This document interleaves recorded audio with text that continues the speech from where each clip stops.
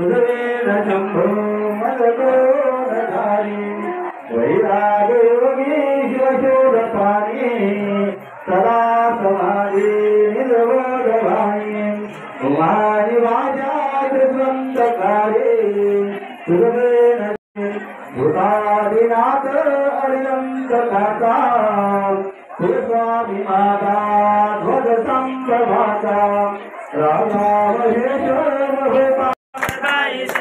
संगति भावी रक्षा जय देव जय मंगल मूर्ति हो श्री मंगल मूर्ति शर्मा श्री मानस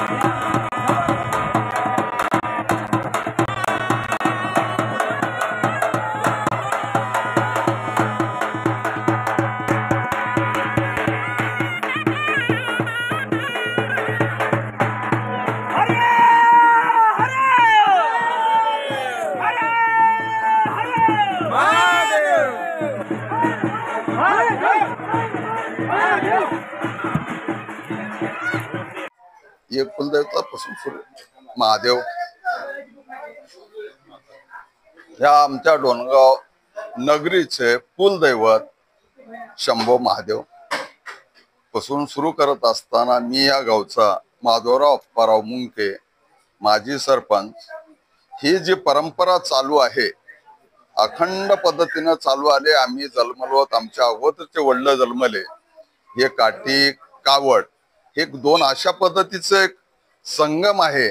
काठी हे दशमीला धुवलं जाते, तिचं स्नान वगैरे केलं जाते, नवे कपडे टाकले जाते आणि तिथून वाजत गाजत आमच्या जंगम मंडळीच्या घरी अरुणप्पा हे जे आहेत त्यांच्या घरी येऊन तिथं थांबली जाते। तेच कावड तशा पद्धतीने जाऊन मठातील भालचंद्र अप्पा यांच्या घरी म्हणजे मठामध्ये जाऊन कावड थांबली जाते।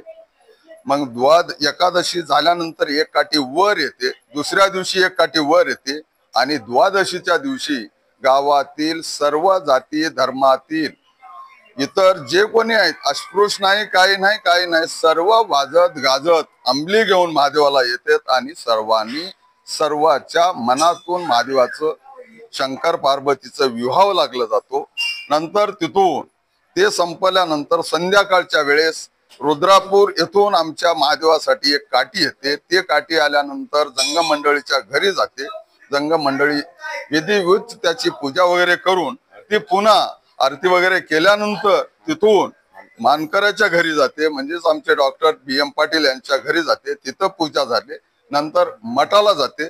मठाला गेल्यानंतर निमंत्रण काठीनं निमंत्रण कावडीला देते आणि कावड काठी सर्व मिळून गावातील सर्व जाती धर्माचे लोक वाजत गाजत महादेव मंदिराला येऊन इथं जे सोहळा आहे विसर्जित होऊन आरतीच्या रूपामध्ये पूर्ण शंकराची आरती झाल्यानंतर मग आमचा इथून कार्यक्रम संपतो।